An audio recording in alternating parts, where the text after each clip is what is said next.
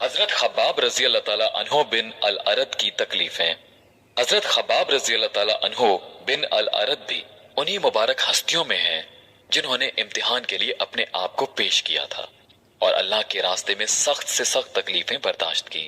شروع ہی میں 5-6 آدمیوں کے بعد مسلمان ہو گئے تھے، اس لیے بہت زمانے تک تکلیفیں اٹھائیں۔ لوہے کی زرہ پہنا کر ان کو دھوپ میں ڈال دیا جاتا، جس سے گرمی اور تپش کی وجہ سے پسینوں پر پسینے بہتے رہتے۔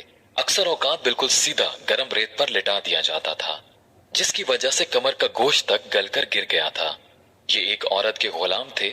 اس کو خبر پہنچی کہ یہ حضور اقدس صلی اللہ علیہ وآلہ وسلم سے ملتے ہیں، تو اس کی سزا میں لوہے کو گرم کر کے ان کے سر کو اس سے داغ دیتی تھی۔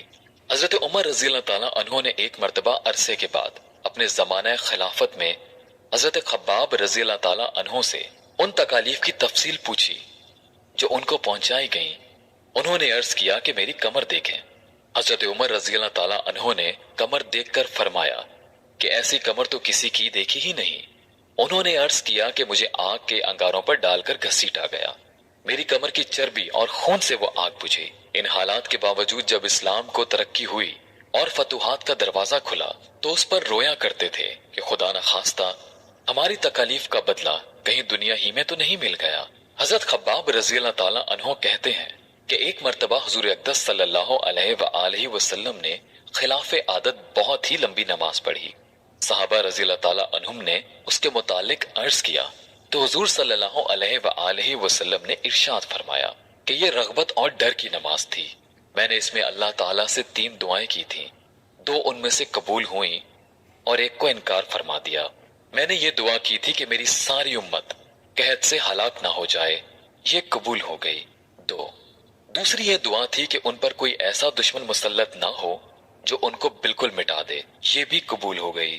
3 تیسری یہ دعا کہ ان میں آپس میں لڑائی جھگڑے نہ ہو، یہ بات منظور نہیں ہوئی۔ حضرت خباب رضی اللہ تعالیٰ عنہ کا انتقال 37 ہجری میں ہوا اور کوفہ میں سب سے پہلے صحابی یہی دفن ہوئے۔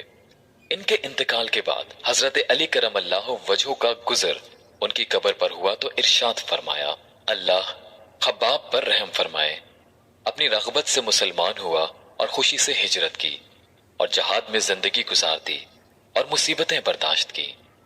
مبارک ہے وہ شخص جو قیامت کو یاد رکھے اور حساب کتاب کی تیاری کرے اور گزارے کے قابل مال پر قناعت کرے اور اپنے مولا کو راضی کر لے۔ اسد الغابہ